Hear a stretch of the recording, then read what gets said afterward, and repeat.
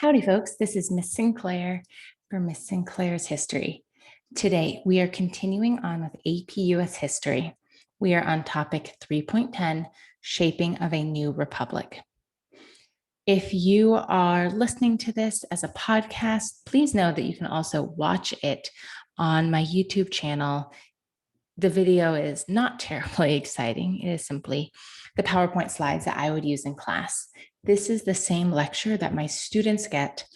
I am creating these videos and podcasts for students who might be experiencing excessive absences because of sports or illness or family emergency, for teachers who might be teaching APUSH for the first time, for anyone who wants to learn about US history, see what are the kids learning in high school these days.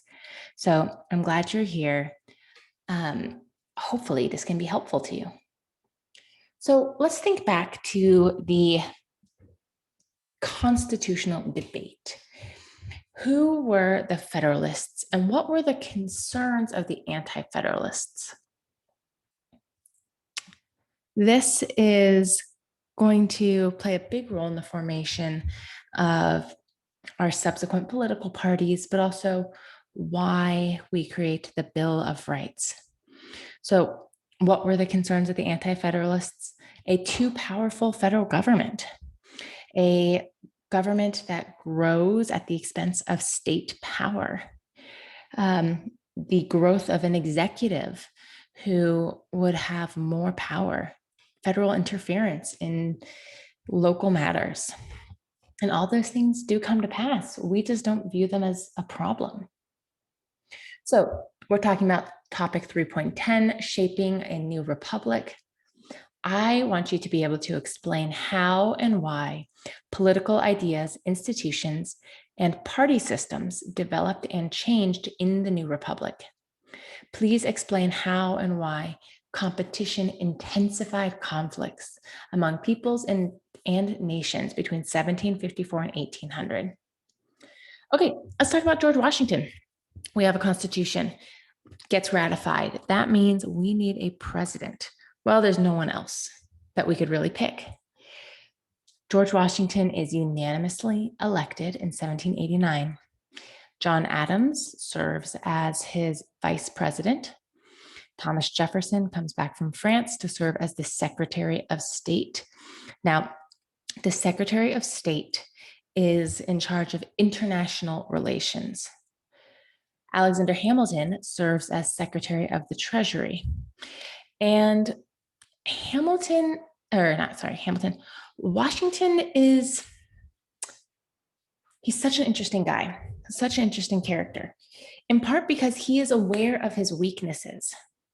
We talked about how as leader of the Continental Army, he surrounded himself by very intelligent men and utilized them well.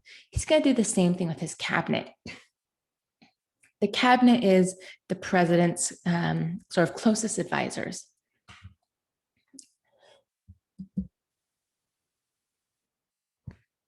Sorry about that, had a cough. Washington realizes that he does not have the international experience of Thomas Jefferson. He does not have the same political acumen and energy as Alexander Hamilton. So what he's going to do is he's going to consult everyone equally. He's going to listen to their opinions and thoughtfully consider them. Now, this is interesting because Hamilton and Jefferson are rivals. They disagree, right? Jefferson is one of the leaders of the Anti-Federalists, and Hamilton helped James Madison create the Constitution.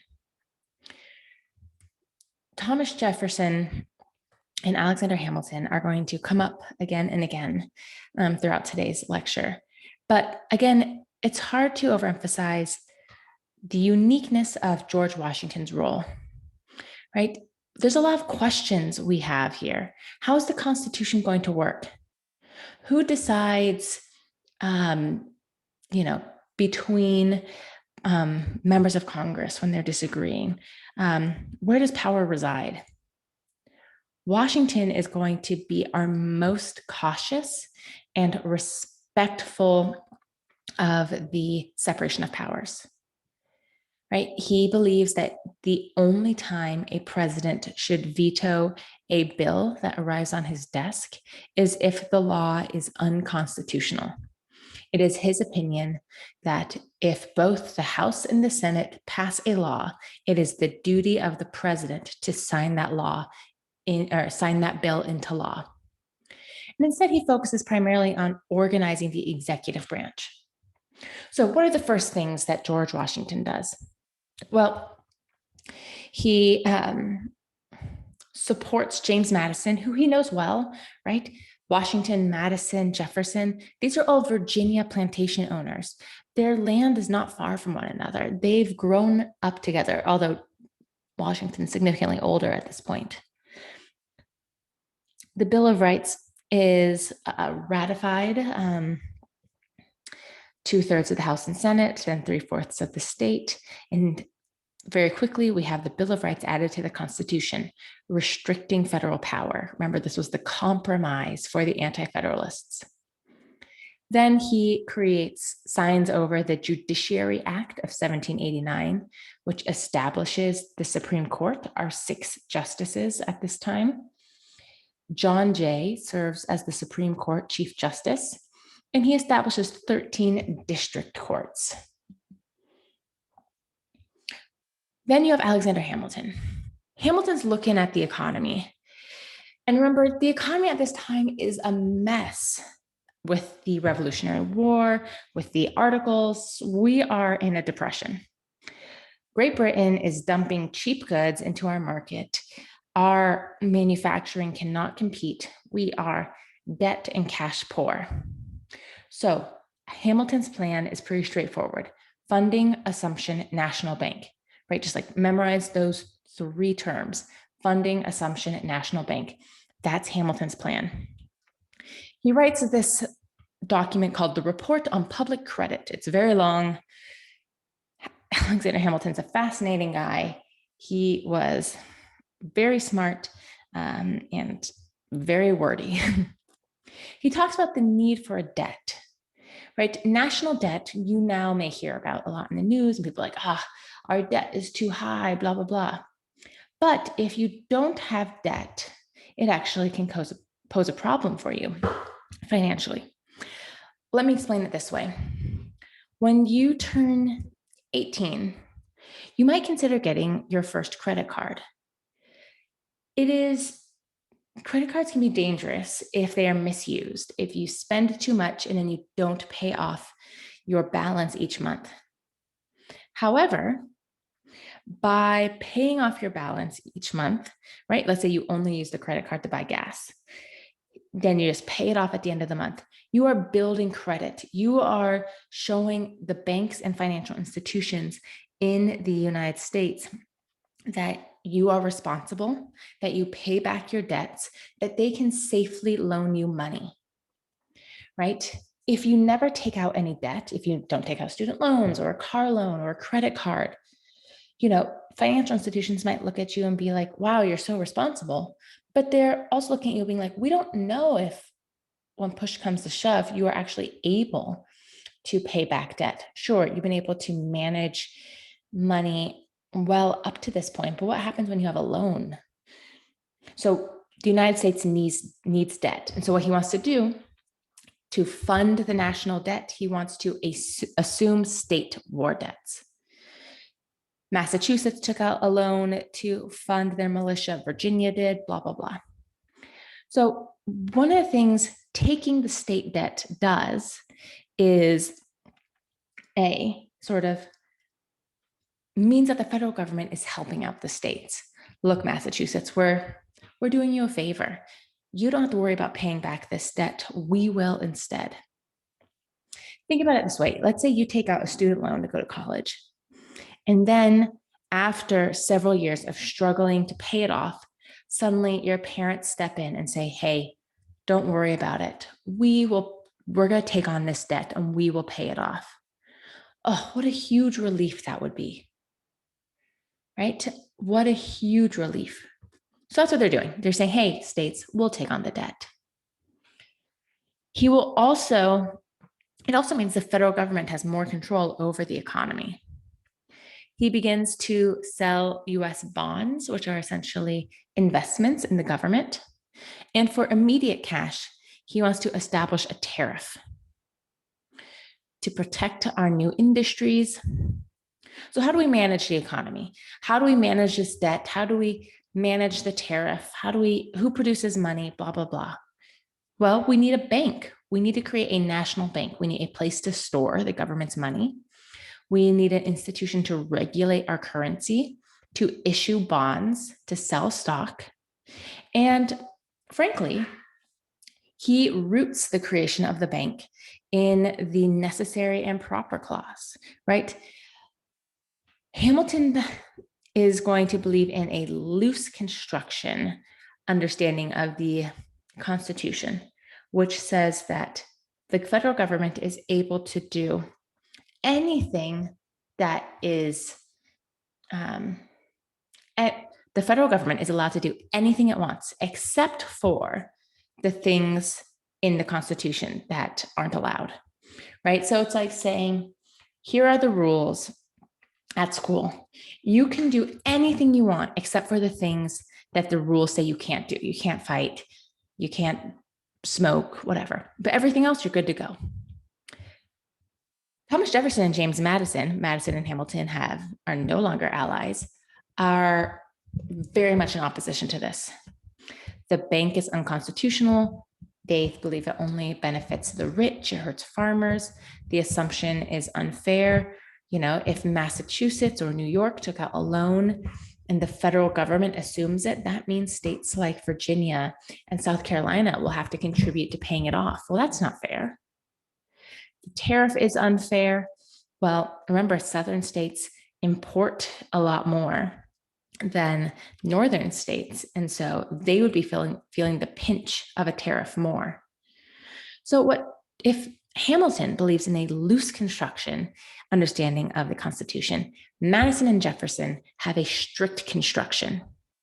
That means they believe the federal government can only do the things outlined in the Constitution, right? So if the Constitution doesn't explicitly say the government can do something, then the federal government can't do it. The states have to do it. So we have this tension, Hamilton on one side, Jefferson and Madison on the other. They go to Washington. Washington's like, I'm okay with this. I don't oppose it, but you got to have everyone on your side. He needs to find a compromise. So Hamilton sits down with Jefferson and Madison. They are going to, he's going to get his entire plan passed, but he has to give them something. So what do these two Southerners in Virginia want? They want the capital. So Washington, D.C. will be placed on the Potomac River between Virginia and Maryland, right? So they've essentially given the political center of the country to the South, but the financial center of the country will remain in New York City. Both sides end up accepting the Constitution, right? Hamilton's plan is pushed through. Washington, D.C. is moved south. A very fun understanding of this debate would be the first cabinet meeting from the musical Hamilton. I would really encourage you to watch it and listen to it. It's very fun. And then we have a challenge. Hamilton, again, he's Secretary of the Treasury, right? He's looking for ways to give the federal government money to spend. And so he wants to pass a liquor tax in 1794.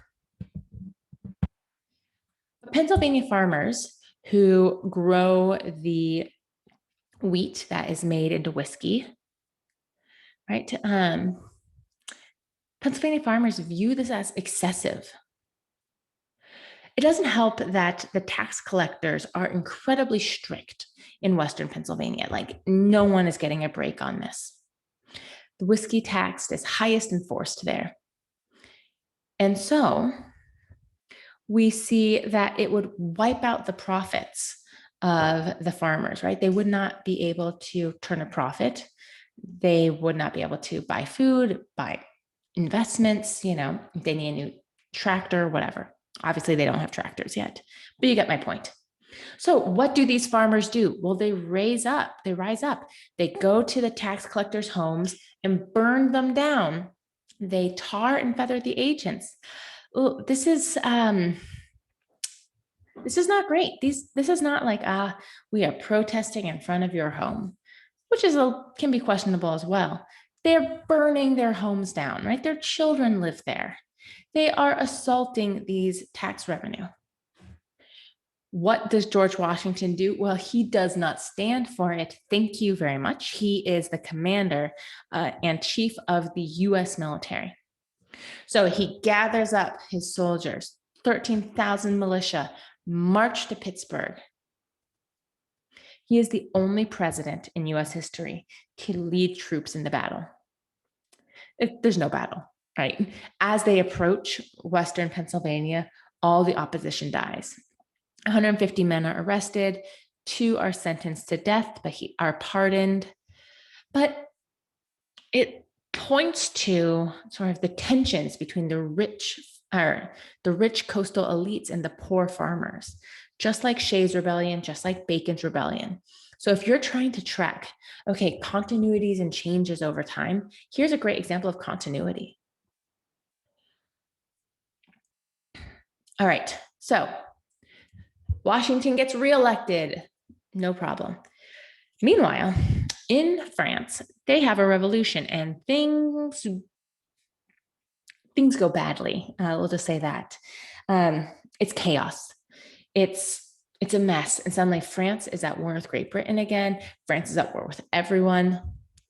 We had the US Franco Treaty in 1778. So what do? What is our relationship to France? Do we support the revolutionaries?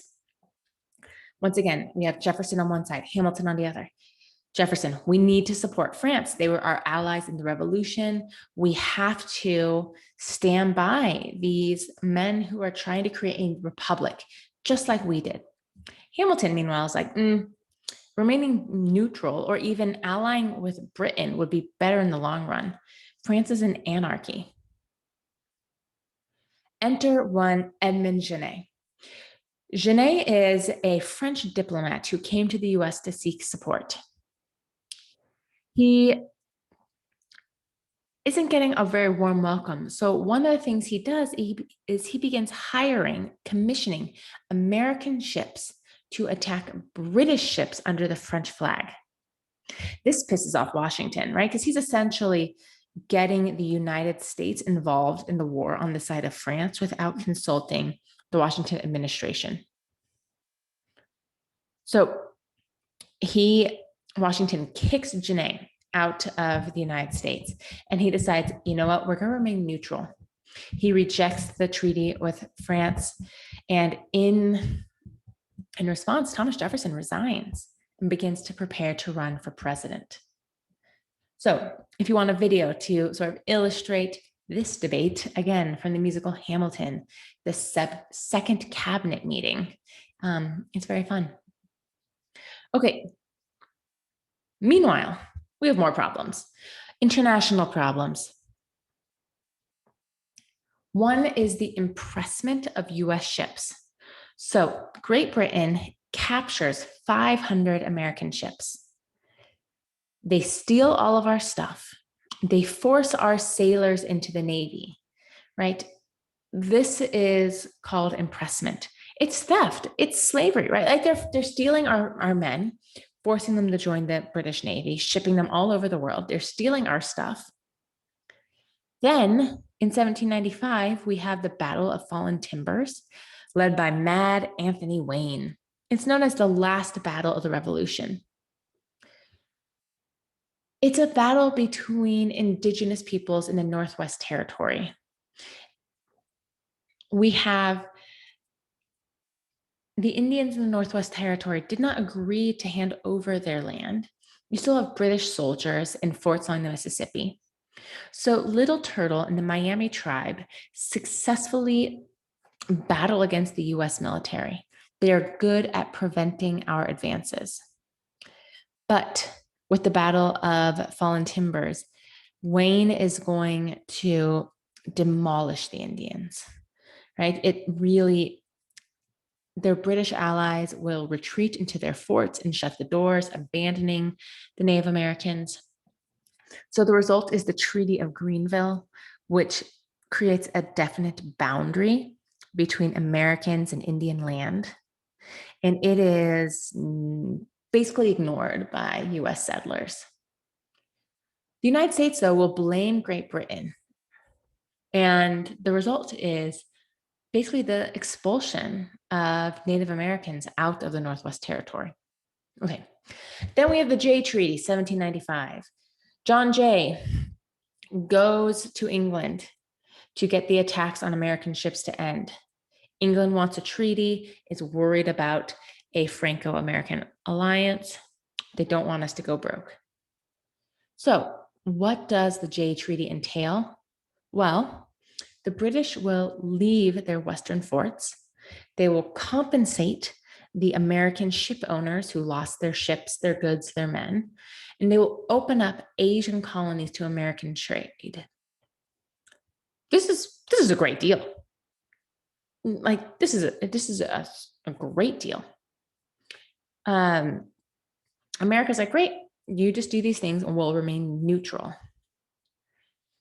Because we are able to get on sort of a good relationship with Great Britain, it means that the Pinckney Treaty with Spain, which will happen shortly after, will be helpful, right? Because Spain doesn't want us allying with Great Britain. So we want the right to use the port of New Orleans, which is currently in Spanish possession. Spain has left the European war. They say, okay, America has the right to use the Mississippi River to drop goods off in New Orleans. And this is going to mean settlers pour into Western territories, Kentucky, Tennessee, Indiana, Mississippi. So new states are added to the Union. And this is going to sort of just show America as being recognized on the international stage as an equal. All right. Washington decides not to run again for a third term. So Washington's farewell address is one of those primary sources that you will hear referenced. It's co-written by Washington and Hamilton, was written to be published in newspapers, and was enormously influential. Washington gets in front of everyone. He's an old man now. Everyone's a little bit nervous. He sort of clears his throat, sort of apologizes that he has to use his glasses. And everyone's like, oh, Washington, we love you.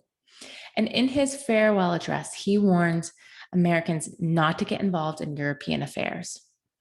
Do not make permanent alliances, right? We should be able to be flexible. Maybe we're allying with France one year, Britain the next.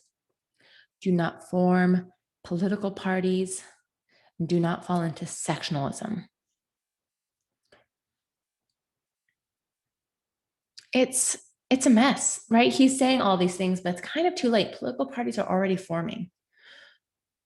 Hamilton has to resign because news of his extramarital affair gets published. Jefferson's quit. So why did the political parties start to form? What were the issues in America that were already starting to be divisive? The biggest one is simply going to be the role of the federal government. How do we interpret the Constitution? So we have two political parties. On one side, we have the Federalists. Do not get this confused with the pro-Constitution group known as the Federalists. There is overlap, but it's not one-to-one. So the Federalists, led by George Washington, John Adams, Alexander Hamilton, what do they believe in? They support a strong government. They're very pro-trade, and they believe in a loose constructionist interpretation of the Constitution. On the other side, we have the Democratic Republicans, Jefferson and Madison. They believe in a smaller government. They envision an economy based on agriculture, not on trade, not on industry. And they believe in a very strict construction interpretation of the Constitution. So, election of 1796, Adams versus Jefferson. These old friends, now rivals. It's a bit of a mess because Pinckney also runs. We see that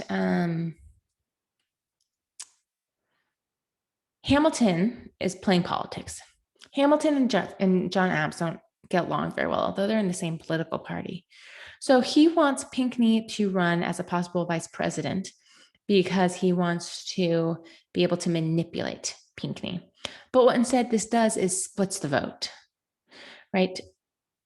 People who vote for Jefferson would only vote for Jefferson or Pinckney. The end result is John Adams wins 71 electoral votes. Jefferson wins 68 electoral votes, and Pinckney wins 59. Both Adams and Jefferson hate Hamilton. And this is uncomfortable, right? On one hand, we have the president of one political party, and his vice president is of a different one. In 1804, we'll pass the 12th Amendment, which makes the president and the vice president run as a team. So let's talk about the Adams administration quickly. John Adams, he was not a great president. The problem was he is stepping into such big shoes, right? He keeps a lot of Washington's norms, including his cabinet. And the problem is Washington's old cabinet is loyal to Hamilton over John Adams. So Hamilton is arguing debt is important. Jefferson is the vice president, saying that debt is bad because then you have to raise taxes to pay it back. We have international issues, a quasi-war with France. France is upset we signed the Jay Treaty, so they're shooting us. But we're not. Adams wants to sign a treaty with France, but Jefferson was pro-France. And it's like, oh, then you have the XYZ affair. Adams sends a delegation to negotiate with the French government because American ships are being seized by the French. 3 French ministers, who we know as X, Y, and Z, want to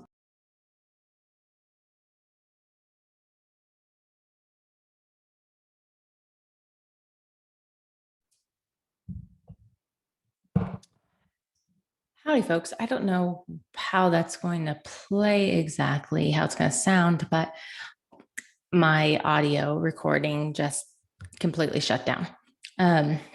So we're picking up where we left off, XYZ affair. The French are attacking American ships. Adams wants it to stop. He sends some politicians over to France to negotiate. 3 French ministers, who we know as X, Y, and Z, want bribes of $250,000 to even enter into negotiations. Like, we're not even going to talk to you about stopping the attacks on your ships unless you pay us. Adams says, we're not going to pay the bribe. And Jefferson really takes a big political hit, right? Jefferson's such a big supporter of France. And really, these are the people he supports, people who require a bribe to even talk about how they are attacking and stealing from us. Really? Anti-French sentiment really grows. So then we have some of the worst laws passed. Alien and Sedition Act. These are unconstitutional, for the record. Adams is being criticized a lot by especially immigrant publishers, editors, pamphleteers, newspapers. And the Federalist Party wants them to stop. Like, stop talking about how bad we're doing. The First Amendment's all good when you're criticizing someone else being in charge, but it doesn't feel so good to be criticized yourself. So the Alien Act says we can deport anyone we consider dangerous. The Sedition Act says we can prosecute anyone who criticizes the government. This doesn't actually help things, right? His popularity drops because they're tossing newspaper editors in prison, and it doesn't stop the critics. In response, you have the Virginia and Kentucky resolutions in 1799. You might be thinking, why didn't the Supreme Court step in? Because in 1799, the Supreme Court still hasn't established the practice of judicial review. So instead, state legislatures create laws nullifying federal law. Jefferson writes the Kentucky resolution, Madison writes the Virginia one. And basically, these resolutions say states have the right to declare things unconstitutional. So I want you to sort of just file this away in your head, because this tension between the federal government and state power isn't going to go away. In fact, I always think of this kind of as our first step towards the Civil War, because you're going to have the Virginia and Kentucky resolutions. Then you are going to have the nullification crisis. Then you're going to have Calhoun and his South Carolina, or what's it called? Complaint or whatever.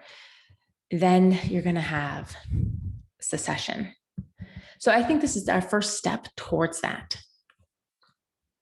All right. Adams is a very uninspiring president. There are these great videos from PBS that I recommend you watch. I always showed them in class. 60-Second Presidents gives a 1-minute summary of the president and what he did. So watch the one on Adams and Washington if you haven't. Let's talk about the Revolution of 1800. It's also known as the Bloodless Revolution. Why? Because Adams is going to lose. Jefferson is going to win. And we have a change in power between two opposing political movements, and there's no violence, right? We have a peaceful changeover in power. This is remarkable. This doesn't happen in history. So Jefferson runs against Adams, and it is an ugly campaign, right? Your mother, blah, blah, blah, your daughters, blah, blah, blah. Like, it's ugly campaign.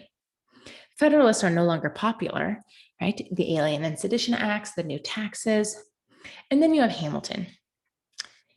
Hamilton is angry because he's on the outs with Adams. He tries to fix the election. Who's running this time? Well, you're going to have Thomas Jefferson, John Adams, Pinckney, and one Aaron Burr. Aaron Burr is an interesting guy, slimeball. His depiction in the musical Hamilton is the most sympathetic depiction of him I've ever seen.